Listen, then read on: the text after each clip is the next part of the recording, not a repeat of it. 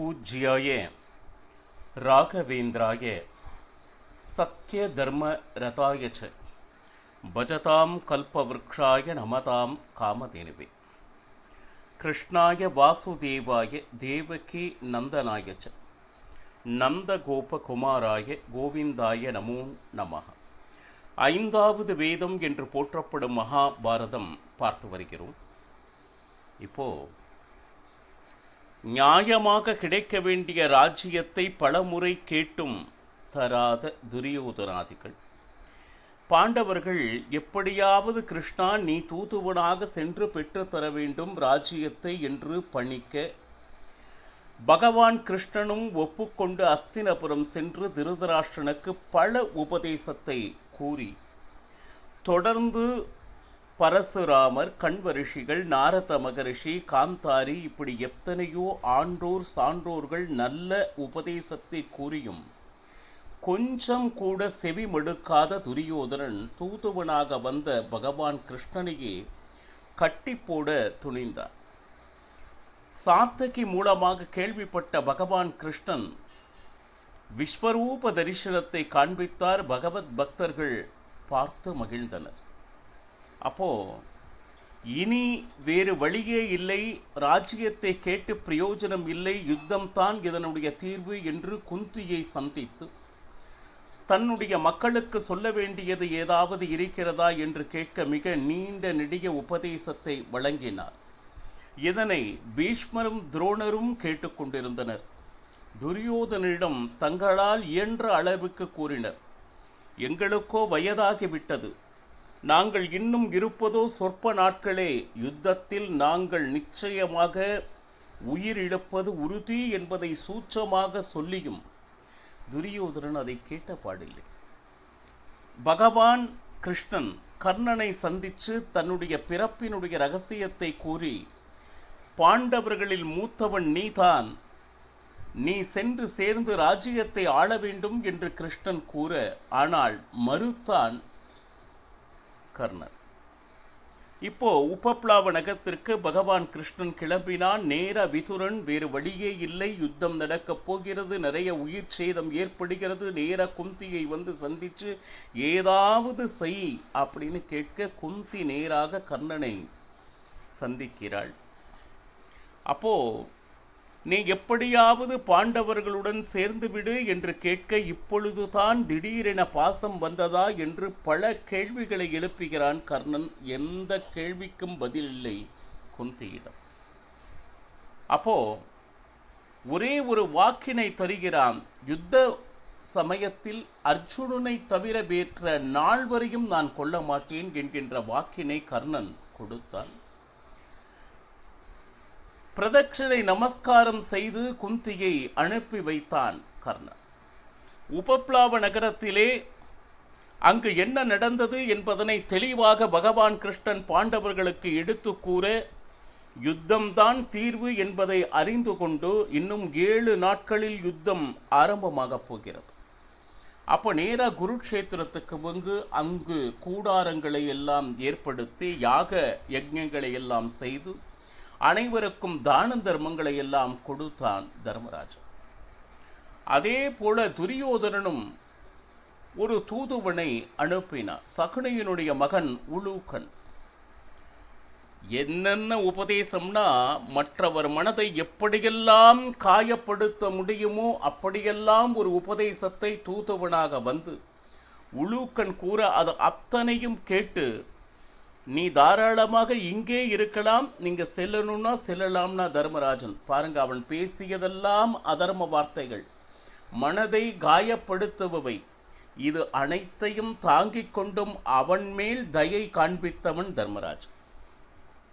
இப்ப அஸ்தினபுரத்தில் என்ன நடக்கிறதுனா, வேதவியாசர் தேடி வந்தார் திருதராஷ்டிரனை சந்திக்க.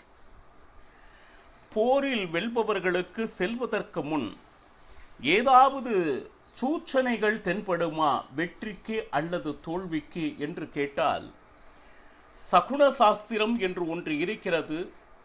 அது நிச்சயமாக போரில் நாம் வெல்வோம் அல்லது தோல்வியுறுவோம் என்பதனை நிச்சயமாக காட்டும் என்று பலவிதமான விஷயங்களை வேதவியாசர் திருதராஷ்டிரனுக்கு கூறுகிறார். அந்த போரில் என்ன நடக்கிறது என்பதை பார்க்க வேண்டுமா, உனக்கே நான் திவ்ய திருஷ்டியை தருகிறேன் என்று திருதராஷ்டிரனிடம் கேட்க, நிச்சயமாக இல்லை, ஆனால் அங்கு என்ன நடக்கிறது என்பதை கேட்க வேண்டும் என்கின்ற ஆர்வம் உண்டு என்று சொன்னவுடன் சஞ்சயனுக்கு திவ்ய திருஷ்டியை வழங்கினார் வேதவியாசர். திருதராஷ்டிரன் முதலில் இந்த பூமியை பற்றி நான் தெரிந்து கொள்ள வேண்டும் அப்படின்னு சொல்லிட்டு கேள்வியை கேட்க மகாபாரதம் மிக அற்புதமாக பூகோள வர்ணனை அப்படின்னு சொல்லிட்டு, இந்த பூமியில் என்னென்ன நிறைந்திருக்கிறது, அதில் கண்ணுக்கு தெரிவது அப்படின்னு இருக்கு, கண்ணுக்கு தெரியாதது புலப்படாதது அப்படின்னு இருக்கு. இது அத்தனையும் அற்புதமாக சஞ்சயன் திருதராஷ்டிரனுக்கு விளக்கி கொண்டு வருகிறார். இந்த உலகத்தில் தாவர மற்றும் ஜங்கம இப்படி 24 வகையான மனித மிருகங்கள் உள்ளன. இதையெல்லாம் ஸ்மரித்தாலே காயத்ரி மந்திரம் சொன்னதனுடைய பலன் கிடைக்கும். அதுபோக பஞ்சபூதங்கள் என்று சொல்கிறார்களே, அதில் இருக்கக்கூடிய குணங்களை பற்றி அற்புதமான விளக்கத்தை சஞ்சயன் திருதராஷ்டிரனுக்கு கூறி வருகிறார். இந்த பஞ்சபூதங்களின் மூலமாகத்தான் இந்த உலகத்தில் இருக்கக்கூடிய அத்தனை வஸ்துக்களும் உருவாகிறது. அது மட்டுமா அப்படின்னா, பெரும்பாலான சிகரங்கள், பர்வதங்கள், நதிகள் நம் கண்களுக்கு புலப்படாததாகவே இருக்கிறது. ஏன்னா இது இறைவனால் நியமிக்கப்பட்டது. இது ஏன் எங்களுக்கு கண்களுக்கு தெரியவில்லை என்கின்ற தர்க்கம் செய்ய முடியாது. ஏன்னா எல்லாவற்றையும் நாம் இந்த பாவம் செய்த கண்களாலே பார்க்க முடியுமா என்றால் இயலாது. சரி, அப்போ என்ன இருக்கு அப்படின்னா, தீபங்கள் நிறைய இருக்கு. தீபம் அப்படின்னா சுற்றிலும் கடல் சூழ்ந்து நடுவில் இருக்கக்கூடிய அந்த தேசம், இடம், அதையே தீபம் என்று சொல்வோம். அதுல முக்கியமாக சுதர்சன தீபம் என்று சொல்கிறார். அதாவது தர்சனம் செய்யும் பொழுதே நமக்கு ஆனந்தத்தை உண்டு பண்ணுவது எதோ அதை சுதர்சன தீபம். பார்க்க எப்படின்னா அற்புதமாக இருக்கும், தங்கமால் ஆனது அப்படின்னு சொல்றாங்க. அது போக பகவானுடைய சுதர்சன சக்கரத்தால் பாதுகாக்கப்படக்கூடிய தீபம், அதனாலும் இதற்கு பெயர் சுதர்சன தீபம் என்று சொல். இதையத்தான் ஜம்பூ தீபம், இதனுடைய மற்றொரு பெயர் ஜம்பூ தீபம். காலையில் சந்தியாவந்தனம் செய்யும் பொழுது நாம் எங்கு இருக்கிறோம், இந்த உலகத்தினுடைய எந்த மூலையில் இருக்கிறோம் அப்படின்னு பார்த்தா, தக்ஷிணே பார்ஷ்வே, இந்த பூமியினுடைய தெற்கு திசையில், ஜம்பூ தீபே, இதெல்லாம் சந்தியாவந்தன மந்திரத்தில் வரக்கூடியது. ஜம்பூ தீபத்தில் நாம இருக்கோம். இந்த ஜம்பூ தீபத்தை சுற்றி பார்த்தோம்னா லவண சமுத்திரம் 3 பக்கமும் சூழ்ந்திருக்கிறது. அந்த லவண சமுத்திரம் என்றால் உப்பினால் ஆனது, உப்பு கடல் என்று சொல்வார். பாருங்க, இந்த மத்திய பாகத்தில் இருப்பதே இது பூமி.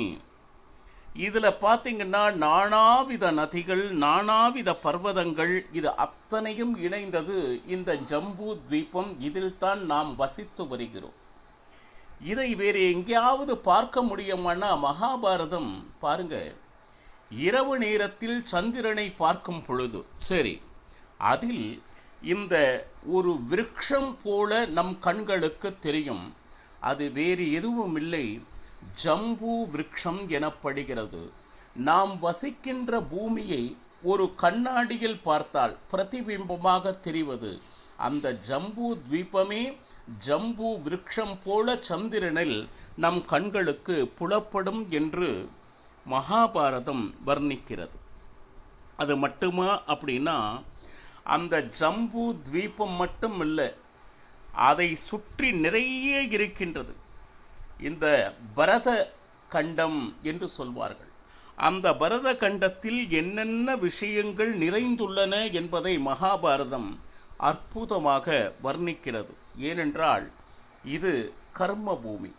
நிறைய பேர் தான தர்மங்கள் பாருங்க, வேதங்கள், யாகங்கள், யஜ்ஞங்கள் செய்து புண்ணியத்தை நிறைத்து வைத்திருக்கக்கூடிய பூமியில் நாம் வாழ்கிறோம் என்று நிச்சயமாக பெருமை கொள்ள வேண்டும். இந்த பூமியினுடைய மத்திய பாகம், அந்த மத்திய பாகத்தில் இருக்கிறது மேரு பர்வதம். இது கண்ணில் தெரிகிறதான்னா நிச்சயமாக கண்களுக்கு தெரிவதில்லை. இதையே மேரு பர்வதம் என்று சொல்கிறார்கள். பூமியினுடைய மத்திய பாகத்தில் அந்த மேரு பர்வதத்தை சுற்றிலும் பார்த்தீங்கன்னா 9 தீபங்கள் இருக்கிறது, 7 பர்வதங்கள் இருக்கிறது. இதில் பார்த்தோம்னா நிறைய பேர் வசிக்கிறாங்க. யார் அப்படின்னா இவர்கள் அனைவரும் புண்ணியாத்மாக்கள் அப்படின்னு சொல்லிட்டு இந்த பூமியில் பிறந்து நிறைய புண்ணியங்களை சம்பாதித்தவர்கள் ஸ்வர்க்கத்தில் சில சுகபோகங்களை அனுபவிக்கின்றனர். பலர் நாம் இப்போ சொல்கிறோம் இல்லையா, மேரு பர்வதத்தை சுற்றி இருக்கக்கூடிய அந்த தீபங்களில் அங்கே சுகபோகத்தை புண்ணியம் செய்தவர்கள் நிறைய பேர் அனுபவித்து வருகிறார்கள் என்று மகாபாரதம் வர்ணிக்கிறது. இப்போ இதையெல்லாம் கண்களில் நமக்கு காண முடியுமா என்றால் கண்டிப்பாக நம் கண்களுக்கு நிச்சயமா. ஏன்னா நாம் பார்ப்பதெல்லாம் எப்படின்னா, பாவங்கள் இன்னும் இருந்து கொண்டு அதை அனுபவித்து வரும் ஜனங்களையே நம்மால் பார்க்க முடியும். பாவங்கள் தொலைந்து புண்ணியங்கள் மட்டும் அனுபவிக்கக்கூடிய இடங்களையோ புண்ணியாத்மர்களையோ பார்க்கக்கூடிய பாக்கியம் இந்த ஊனக்கண்களுக்கு சக்தி இல்லை அப்படின்னு சொல்லிட்டு. இந்த மேரு பர்வதம் அப்படின்னு பார்த்தோம்னா அதனுடைய தட்சிண பாகம், தட்சிணம்னா தெற்கு பாகத்தில் நிஷத பர்வதம் அப்படின்னு, அங்க அதற்கு அருகில் இலாவிருத்த கண்டம் அப்படின்னு சொல்லிட்டு, அதுக்கு அருகில் தான் ஹரிவர்ஷம் என்கின்ற அற்புதமான இடம் இருக்கு. அங்கேதான் இன்று வரை பிரகலாத ராஜன் ராஜ்யம் ஆண்டு வருகிறார். பாரு, அதற்கு அருகில் இருப்பது கிம் புருஷ கண்டம். இன்றளவும் வாயு தேவர் உயிரோடு இருந்து கொண்டு ஆனந்தமாக ஹனுமந்தன் வாழ்ந்து வரும் இடம் எது அப்படின்னா கிம் புருஷ கண்டம். இதை சுற்றிலும் லவண சமுத்திரம். பாருங்க, ஒரு தீபம், ஒரு சமுத்திரம், ஒரு தீபம். இதன் அருகில் இருப்பதே ஹிமாலயம் என்று சொல்வார். இதனுடைய உத்தர பாகம், அதாவது வடக்கு பகுதியில் இருக்கிறது இலாவிருத்த கண்டம். அதற்கு அருகில் ஸ்வேத பர்வதம் இருக்கிறது. அதை தாண்டி நீல பர்வதம், அதுக்கு அடுத்து ஸ்ருங்கவான பர்வதம் அப்படின்னு சொல்லிட்டு உத்தர பாகத்தில் வடக்கு திசையில் இருப்பது. அது மட்டுமா அப்படின்னா, இப்போ நீங்க ஹிமாலயத்தை தாண்டினா நம் கண்களுக்கு காணக்கூடிய தேசம் எது அப்படின்னா சைனா வரும். சைனாவை தாண்டும் பொழுது ரஷ்யா வரும். ரஷ்யாவை தாண்டினா கஜகஸ்தான் அப்படின்னு சொல்லிட்டு, இது சாமான்யமாக நாம் அந்த காணக்கூடிய இடம். இதுதான் நம் கண்களுக்கு புலப்படுவது. ஆனால் அந்த மேரு பர்வதம் தங்கத்தினால் ஆந்த பர்வதம் 1,00,000 யோஜனை உயரத்தில் இருக்கிறது. யோஜனை என்றால் சுமார் 12 முதல் 15 கிலோமீட்டர் என்று அளவிடப்படுகிறது. 1,00,000 யோஜனை உயரம் உடையது இந்த மேரு பர்வதம். இதைத்தான் நார்த் போல், அதாவது வடக்கு திசையினுடைய அம்புக்குறியில காட்டப்பட்டிருக்கும். நிறைய என்ன சொல்லுது, ஐஸ், பனிக்கட்டிகளால் நிறைந்தது, நம் கண்களால் காணாதது. மகாபாரத முடிவில் பாண்டவர்கள் இந்த இடத்து, அதாவது மேரு பர்வதத்தை நோக்கியே அவரவர்கள் தேகத்தை தியாகம் செய்தனர் என்று வர்ணிக்கப்படுகிறது. இப்போ இதில் என்ன அப்படின்னு கேட்டிங்கன்னா, மேரு பர்வதத்தினுடைய அமைப்பு எப்படி இருக்கிறதுன்னு விளக்கிறது. மேலே அகலமாகவும் கீழ் வர வர வர கூர்மையாகவும் இருப்பது மேரு பர்வதம். அப்படின்னா 16,000 யோஜனை தூரம் பூமியின் உள்ளே இருக்கிறது. எப்படிங்கன்னா, ஒரு முக்கோணத்தை திருப்பி போட்டால் எப்படி இருக்கும், ஷார்ப்னஸ் கீழே இறங்கும் இல்லையா, அந்த பூமிக்கு கீழே மட்டும் 16,000 யோஜனை உள் சென்றிருக்கிறது. மேலே வர வர அகலமான பாகம் நிறைந்ததே மேரு பர்வதம் அப்படின்னு சொல்றாங்க. அந்த பூமியினுடைய மேலே 84,000 யோஜனை தூரம் உயர்ந்து இருக்கிறது. அந்த பரப்பளவு என்று சொல்கிறார்களே, அது 36,000 யோஜனையை கொண்டது இந்த மேரு பர்வதம். சந்தியாவந்தனம் பண்ணும் பொழுது மேரு பார்ஷ்வே, தக்ஷ்ணே பார்ஷ்வே, இந்த வார்த்தைகள் எல்லாம் நாம் அந்த இடத்தில் இருந்து கொண்டு இறைவா உன்னுடைய சாதனையை செய்து கொண்டிருக்கிறோம். இதையே ஆனந்தமாக வரிசையாக சொல்வோம். தட்சிணே தீரே மேரு பார்ஷ்வே, இதெல்லாம் நாம் சொல்லிகிட்டே இருப்போம். ஆனால் எதற்காக சொல்கிறோம், அது எங்கு இருக்கிறது? இந்த ஞானம் மகாபாரதத்தில் அற்புதமாக விளக்கப்பட்டிருக்கிறது. நம்ம மெல்ல போகலாம், ஒன்றும் தப்பே இல்லை. மேலும் இதனுடைய விவரங்களை நாளையும் பருகலாம். ஹரே ஸ்ரீனிவாசா. சர்வம் ஸ்ரீ கிருஷ்ணார்ப்பணமஸ்து.